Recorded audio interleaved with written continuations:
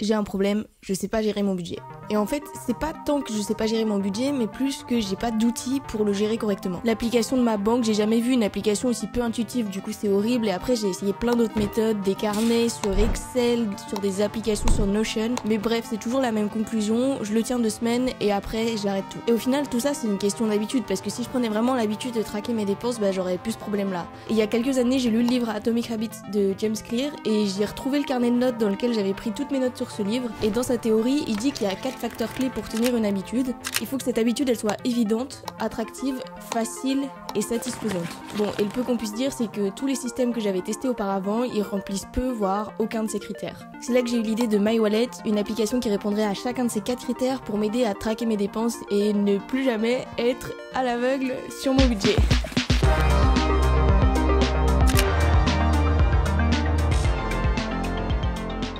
En soi, des applications de finance, c'est pas une nouveauté, il en existe déjà tout un tas. Le truc, c'est que pour avoir déjà testé une grande partie d'entre elles, bah elles sont soit payantes, soit elles sont vraiment pas très belles. Et puis bon, vu qu'on n'est jamais mieux servi que par soi-même, je me suis dit que j'allais faire la mienne. En réalité, c'est aussi et surtout un prétexte pour apprendre, parce que des applications comme ça, c'est pas nécessairement des applications qui sont complexes techniquement, mais c'est un bon petit projet pour apprendre et s'améliorer en développant d'applications. Du coup, la première étape, ça a été de lister toutes les fonctionnalités que je voulais avoir sur cette application. Bon, déjà, la première étape, c'est d'avoir un écran avec les dernières transactions que j'ai effectuées, où je puisse ajouter mes entrées d'argent et mes sorties d'argent. Un autre truc que je trouvais cool à avoir dans une application de finance, c'est un écran qui est lié aux abonnements et avoir une sorte de petit calendrier où on pourrait prévisualiser les prochains prélèvements. C'est un truc tout con, mais ça permet d'être un petit peu plus conscient sur les abonnements et sur l'évolution du budget sur la fin du mois, quoi. Et de manière plus générale, le cœur de cette application et le but final que je voudrais, c'est que cette application vienne remplir automatiquement un tableur Excel pour qu'ensuite on puisse faire un petit peu de visualisation de données et analyser un peu plus en profondeur tout ça.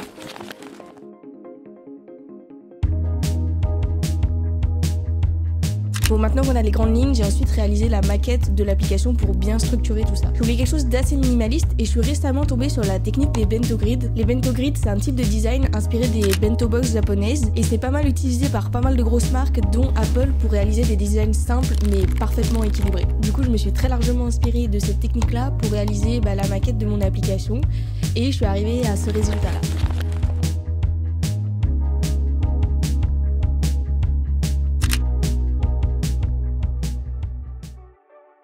Mais avant de passer au développement de l'application, laissez-moi vous présenter le sponsor de cette vidéo, Hostinger. Hostinger, c'est un service d'hébergement web qui propose entre autres des serveurs privés virtuels, des VPS. Un VPS, c'est une solution hyper polyvalente pour héberger des sites web faits avec Django, un bot Discord ou encore un serveur Minecraft. Et l'avantage par rapport à ton ordi perso, c'est que ce serveur, il tourne 24 h sur 24 et il dispose d'une connexion très haut débit. Pour seulement 5,99 € par mois sur un engagement de 24 mois, tu peux bénéficier d'un processeur de 2 cœurs, de 8 Go de RAM, de 100 Go de stockage NVMe et de 8 Tera de bande passante. Bon, entre nous, c'est très largement suffisant pour héberger ton site web ou ton bot Discord. Et en plus de ça, tu disposes d'un réseau symétrique de 300 mégabits, de sauvegarde hebdomadaire gratuite et d'une protection anti-DDoS robuste. Et pour les moins familiers d'entre vous avec Linux et tout ça, Hostinger dispose d'une intelligence artificielle pour vous guider dans tout le processus de setup de votre VPS, etc.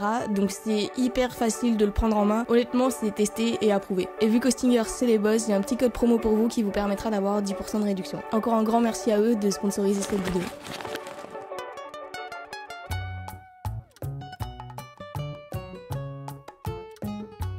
Concernant le framework de cette application, je vais utiliser du React Native. C'est un framework qui est basé sur du JavaScript et un dérivé d'HTML et de CSS. Du coup, c'est des langages où j'ai déjà un petit peu touché, c'est pour ça que je me suis tournée vers ça. Et pour générer le document Excel, je vais utiliser du Python parce que c'est un langage qui est relativement simple à prendre en main pour quelqu'un qui débute et surtout qui a plein de librairies qui vont nous être particulièrement utiles ici. Ce script, je vais bien évidemment le faire tourner sur le VPS d'Hostinger et pour faire le lien entre mon script Python et mon application, je vais utiliser une base de données en ligne et en l'occurrence, j'ai pris Firebase parce qu'elle est gratuite.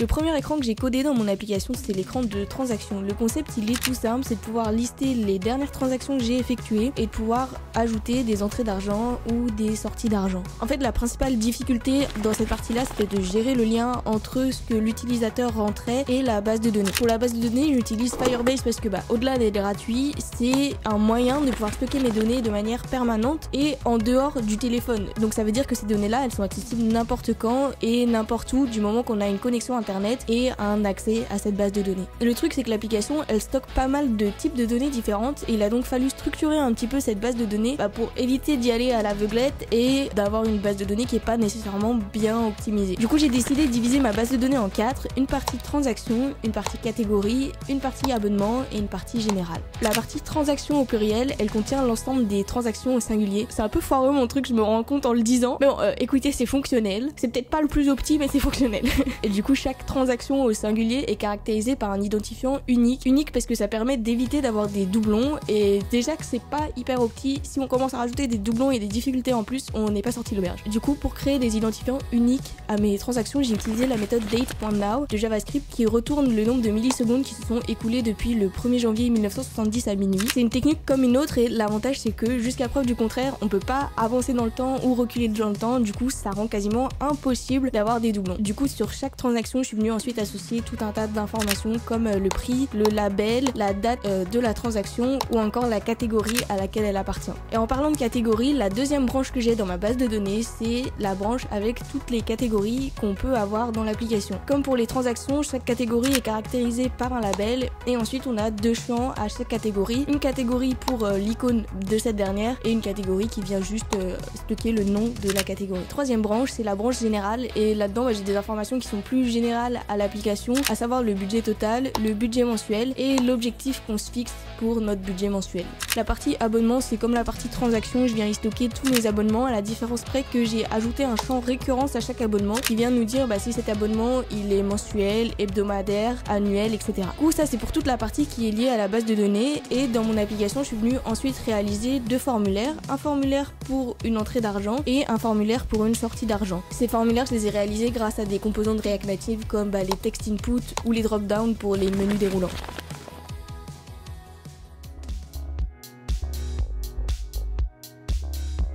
Ensuite, je suis passée à l'écran qui gère les abonnements. L'idée de cet écran-là, c'est d'avoir un calendrier sur lequel on puisse prévisualiser les prochains prélèvements qui sont liés à nos abonnements et avoir tout un tas d'informations ensuite sur nos abonnements en dessous. Et tout cet écran, il est basé sur la classe date de JavaScript qui permet de manipuler des dates. Du coup, la première étape sur cet écran, ça a été de générer un calendrier qui s'affiche en fonction des jours. Mais je me suis rapidement confrontée à une première difficulté, c'est que tous les mois ne commencent pas un lundi et outre le fait que ce soit sacrément chiant pour programmer, faut le prendre en compte. Du coup, j'ai créé une première grille de 7 colonnes correspondant aux 7 jours de la semaine dont le but allait être de se remplir au fur et à mesure pour créer un petit calendrier. Grâce à la classe date, j'ai pu récupérer quel est le jour du premier du mois et en fonction de ce jour-là, on vient ensuite calculer un décalage qui va correspondre au nombre de cases vides à insérer avant d'insérer nos chiffres dans la grille. Une fois qu'on avait cette valeur, on peut insérer du coup le nombre de cases vides et ensuite insérer tous nos chiffres jusqu'à la fin du mois. Et en l'occurrence, comme c'est toujours mal fait, tous les mois ne se terminent pas un dimanche. Du coup, il faut ensuite venir ajouter le nombre de cases vides correspondantes pour compléter la fin de la dernière ligne. Et c'est comme ça que j'ai généré un petit calendrier qui est directement aligné en fonction des jours de la semaine. Ensuite, je suis venue récupérer tous les abonnements depuis ma base de données. Le truc, c'est que je veux pas afficher tous mes abonnements pour la simple et bonne raison que si j'ai un abonnement dont la prochaine transaction s'effectuer en mars et qu'on est en janvier, je vois pas l'intérêt de l'afficher en janvier. Du coup, pour filtrer un petit peu tout ça, je suis venue créer une fonction qui vient calculer la date du prochain prélèvement. Pour ça, c'est tout simple, je prends la date de création de l'abonnement et je viens calculer la prochaine date grâce à la récurrence. Ensuite, une fois qu'on a notre tableau avec la date de tous nos prochains abonnements, on vient filtrer ça en fonction de quel mois on est et supprimer celles qui n'ont pas lieu ce mois-ci. Et c'est comme ça que j'ai pu gérer toute la partie abonnement.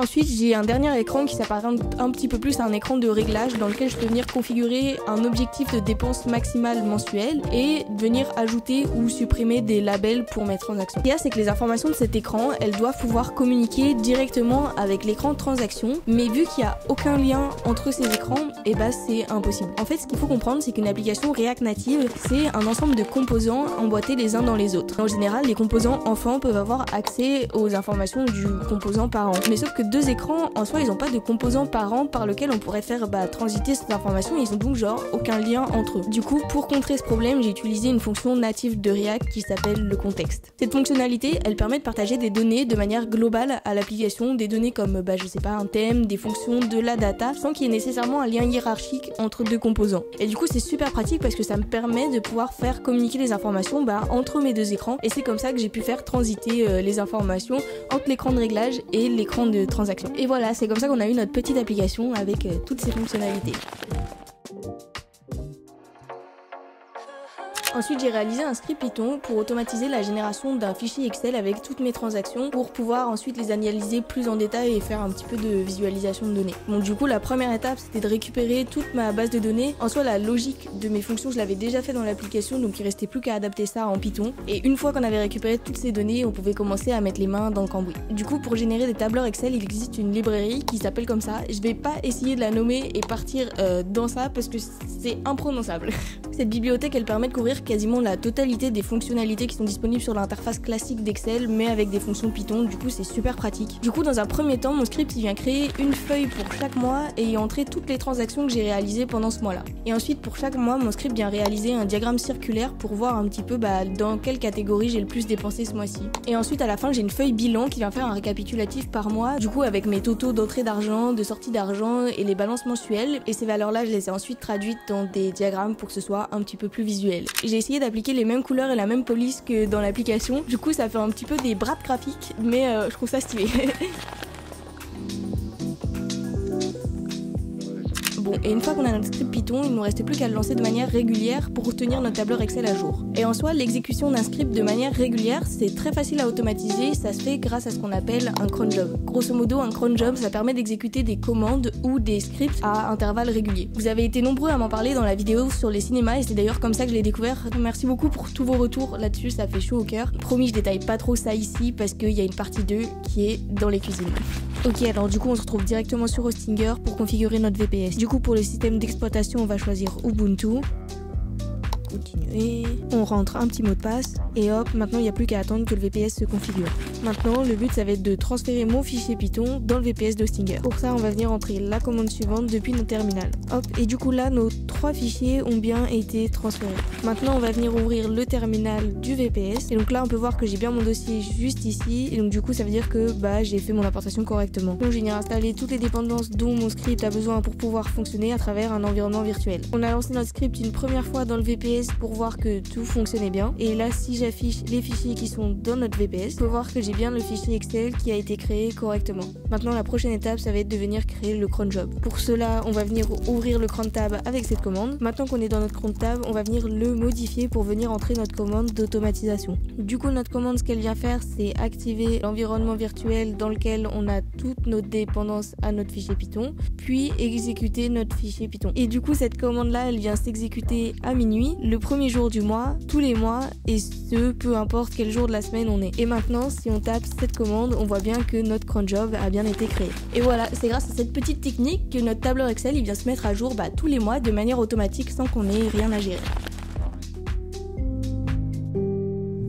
Voilà, c'est tout pour ce projet-là. Vous savez tout des backstage de comment j'ai réalisé cette application. Cette application, j'ai décidé de pas la publier sur les stores pour la simple et bonne raison que même s'il n'y a pas de lien direct avec les applications bancaires, cette application, elle contient pas mal de données financières et c'est des données qui sont assez sensibles. Je suis pas une experte en développement d'applications. Ma base de données, c'est certainement pas la plus sécurisée de toutes les bases de données qu'il existe et je préfère ne pas prendre le risque de leak vos données et d'avoir des problèmes là-dessus. Encore un grand merci à Hostinger de sponsoriser ma vidéo et de pouvoir me permettre de réaliser des projets comme ceci. Vous avez toujours le code promo Solène qui vous permet d'avoir 10% de réduction. Encore un grand merci d'être resté jusque là. Je vous dis à très vite pour de prochaines vidéos. Ciao.